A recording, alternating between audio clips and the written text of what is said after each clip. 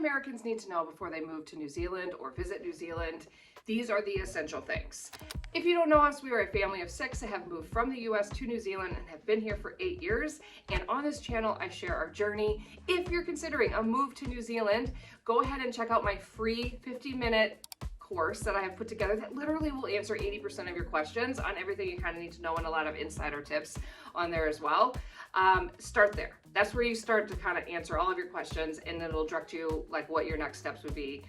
Or of course you can always reach out to me, and I'm gonna just give it to you straight, just in full American way. I'm just going to be honest with you from my perspective, obviously, of things that are very different. Enjoy the video. Number 1, Amazon. There is no Amazon. I'm going to repeat that. There is no Amazon. There's no FBA facility. There's no Prime shipping. There's actually no Amazon. When I talk to my clients, this is one thing that when I talk to them, they're just so like, wait, what?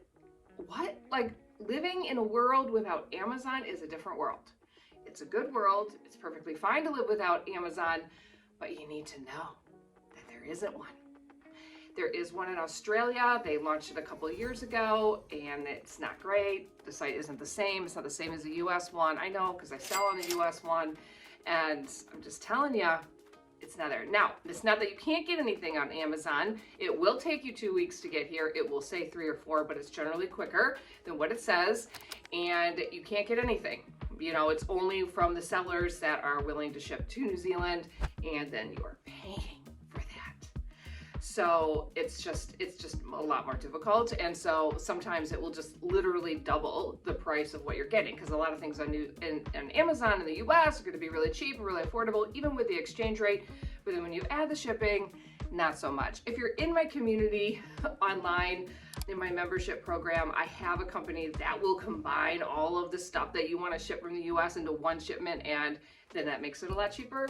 So if you're in that, that's available to you. But just everybody needs to know there's no Amazon. Number 2, there's no coffee creamer. There's no coffee creamer. Doesn't exist. They have whipping cream. They don't have half and half. There's no coffee creamer. And in addition to that, there's no drip coffee. It's very rare that you would find drip coffee. Everything is espresso. So it's just like if you've gone to Italy before, if you've gone to a lot of European countries, it's always espresso, which now I way prefer, and now it's hard for me when I go back to the US. But you need to know this, and this is like the number one thing that like my clients, when they get off the plane, they're like, okay, so like there's no drip coffee, like there's nothing? No. There's not. Of course, you can get your own coffee maker and make drip coffee in your home. That's not a problem, but just making you aware that there's no coffee creamer. You can get it at the American stores around New Zealand, and if you need to know where those are, reach out to me. I can help you. Also, I have relationships with them, and then I can give you my discount code, and you get a discount on those, because they can be really expensive because they ship them over here and it's not cheap, but sometimes you just need it. Sometimes you just need the coffee creamer. And note that the coffee creamer in the American stores are not refrigerated, because they don't need to be, which makes it weird, which makes it like you don't want to buy it, but they only put it in the refrigerator in America, so you will buy it because you make you think that it's real, but it's not. Number 3, eggs are not refrigerated. So don't look for them in the refrigerated section of the grocery store. I've had so many people tell me this. I am going out all these, I cannot find eggs. Where are the eggs? Do they not sell eggs in the grocery store? They're not refrigerated. They don't go through the process that they do in the US, where they like bleach them. They go through this process, and once eggs are refrigerated, they have to continue to be refrigerated. And so they're not refrigerated here. So you'll just find them in the normal aisle, and that depends on which store that you go to. But there you go. They're not in the refrigerated section. Okay, number 4. You will be shocked at how much consumerism affects you. I think that this is like the comment that I get by so many people that have moved here. They're like, they love it. They love that they're out of the consumerism, but it's also admittedly hard. It's hard to not have Amazon. It's hard to not have choice when you're used to choice. Variety when you're used to variety. You're not going to get that here. We're on an island. There's not variety, okay? And if you're a Kiwi and you want to make a comment that there is variety, just know that there isn't, okay? There isn't variety compared to what an American would be used to. Okay, so just be thankful that you're going to, it's going to take you time, but you will get out of consumerism feels, consumerism ways. I mean, like, legitimately, people wear the same clothes. Like let's talk about what this means. People wear the same clothes. Okay, I mean, like, all the time. Like, you know when someone gets something new because people are wearing the same clothes. People fix clothes, they fix shoes, they sew up socks, whatever it is. They're very, you know, just keep what you have and don't waste it, they don't throw things out. And they certainly reuse until it can't be used anymore, and it's really great. It's a really great trait, it's a really great value, but it is different when you are American and you're not used to that and you're used to this constant, you know, shopping or, you know, changing of the seasons, and no, all of that's gone. All of that consumerism is gone, and it's a good thing. Number 5, one other thing that you might not be aware of in addition to the consumerism is school uniforms are a thing, like full school uniforms. Now, when you go, and that's public and private, it's not everywhere. Not every school is like that, but I would say the vast majority, compared to the US, would be the opposite, where the vast majority wouldn't have uniforms. So it's definitely noticeable. When you're American, you come here, your kids wear uniforms, and at first you get the price tag of the uniform when you sign your kid up for school, and you're like, what? And it makes sense when you're at school for all 7 years or 4 years or however long you're at the school. But like, it's really expensive up front, but then you literally don't have to think about it. They know what they're wearing, they get up, they put it on, It just makes laundry easy, it makes decision easy. And like, my kids like can fit all of their clothes like in a couple drawers because they don't need many clothes. They only need clothes for the weekend, right? So it's really nice, but it's very different. And I'm just letting you know. And if your child is coming here and they're like stressed, like, I don't want to wear a uniform, I want my individuality, I want to, yeah, that's not how it is here.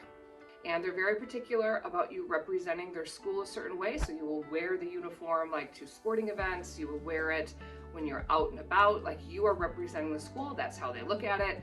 And so school uniforms, it's a real thing. Number 6, pizza sucks.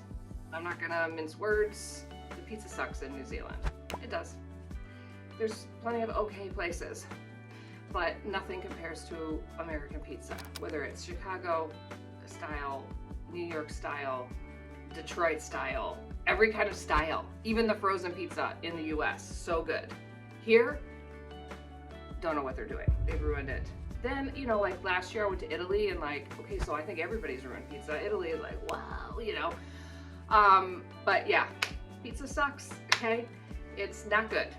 The only redeeming pizza in New Zealand is Sal's Pizza because it has Wisconsin cheese, New York City sauce, I think, or crust. I don't know.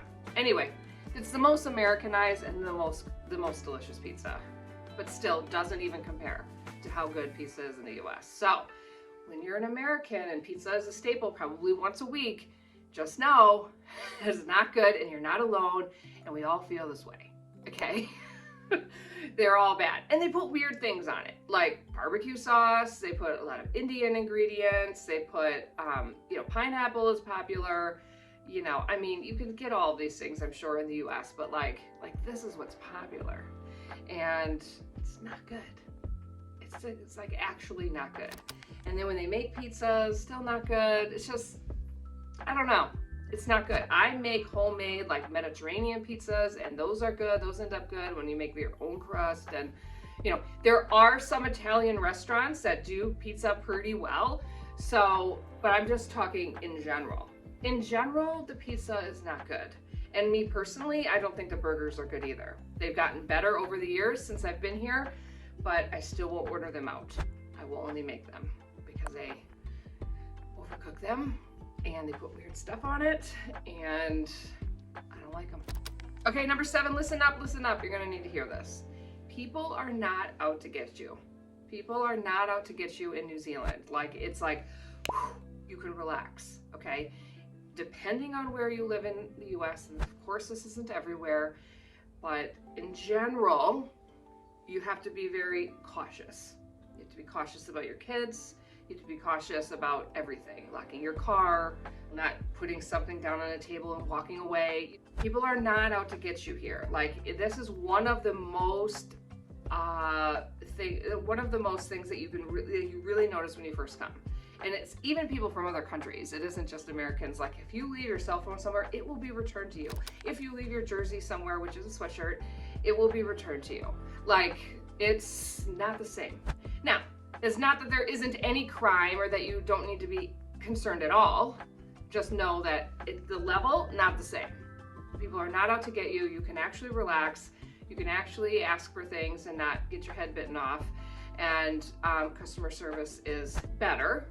The way that they view service is different. I guess that's probably another topic. But yeah, you can just relax. Nobody's out to get you. When you're buying a car, no one's trying to cheat you. No one's trying to like scam you. You know, like, you don't realize as Americans how much you have to just be like constantly worried that someone's trying to, you know, take advantage. New Zealand has the absolute most delicious sweet sour fruit in the world, and it's called a Fija. There, that's what it is. It just came into season, and it'll last for about a month to 6 weeks. And you can eat them like this, or my kids will eat them like that, but you just cut them up and you just cut them open and eat the middle out. And it is the most delicious sweet sour fruit I have ever had. And they grow in abundance here. And so what we basically do is we just let everybody know how much we love them. And New Zealanders are very good at not letting things go to waste. And so normally, because it's a very fast season, they always get way too many, more than they can eat, and then people drop them off on my doorstep, and it's fantastic. Because we will literally, as a family, eat an entire bowl in a sitting because they're so good. I wish you could smell these, and I wish you guys could all try them, because I believe that they only grow, I think that they do grow in California, although I think that they're very expensive. And then one other country. I should have looked it up, but I didn't. So if you're from New Zealand, these are not everywhere, and they're amazing. Okay, so if you're traveling through New Zealand and it's not Feijoa season, you can get like Feijoa jam. I would get it. You can get Feijoa candies, like these little gummies. Get those, because that gives you the taste of the actual Feijoa. It's amazing. You guys, I'm so excited for Feijoa season. Okay, number 9, get used to tea. They have morning tea, they have afternoon tea, they call dinner tea. Come over for tea, that means dinner. And just so you know, dessert meat, they say what we're gonna have for pudding is dessert, any kind of dessert. Maybe like I think it's supposed to meant to be like a cheaper dessert or an easy dessert. I don't know. Tea, get used to tea. People drink tea everywhere. It's not that they don't drink tea in the US. When somebody says, come to morning tea, come to afternoon tea, that doesn't mean that you have to drink tea. Like, you can drink coffee. It's basically a break where you get a hot drink and a little snack. That's what they're doing. That's what they're doing in schools. That's what they're doing at work. You just hear tea a lot. And I always get comments from New Zealanders like, I don't drink any tea, or like, I don't know what you're talking about. Like, okay, so like tea is such a common thing in New Zealand. Like, I don't know where you are at, but like, when you go to an Airbnb, when you go to a hotel, they give you tea and they give you a little milk in the refrigerator. So it's so common that is what's expected when you go to a hotel even. So tea is everywhere, and tea is just very normal. And yeah, I just think you just need to know that tea, what morning tea and afternoon tea means, because your kids are like, wait, what? That you have it at work as well, and it's very normal. And like, even like, don't try to schedule meetings at 10 o'clock when people are going to morning tea. They don't like it. Number 10, you're gonna like this one. You are required to take the vacation days that you have. And they generally will make you take a longer holiday at least once a year. So is it 4 weeks or 3? Yeah, 4 weeks that all New Zealanders get automatically, no matter what job you have, and you have to take them. And those are just for vacation. Those aren't your sick days. Those aren't your, take your kid to the doctor days. Those are your actual holidays. That is a very different thing. Now, there's plenty of amazing American companies, I'm sure, that have really good policies and insist their employees take vacation, but as a cultural norm, as a cultural value, that is not the case. And please correct me if I'm wrong, because I have not lived in the US for like 10 years. So, but that was my experience. Like, yeah, you get holiday, but you're not really expected to take it. Number 11, one of the things that are really shocking is the cost of prescription. If you have access to the healthcare system, like it depends on your visa, I guess, so it's maybe not available to everybody, but like prescriptions are $10. A lot of them are free, and that's anything. Kids' prescriptions are free. Kids get free healthcare, free dental, all the way till they're, what, 18, 16, 18? No matter what. Like, I think even if you're visiting, but don't quote me on that. But like, yeah. And you don't need to go to like a special place because it'll be cheaper. You know, I just remember being very stressed. Like, I would just get a very simple like prescription and it would be outrageous. And they're like, the hoops that you have to jump through to try to get, you know, more generic version so that you could get a better price that's actually affordable. Anyway, I just remember when I first moved here, that was so noticeable to me. Like, you can go to any pharmacy, it's the same price. Amazing.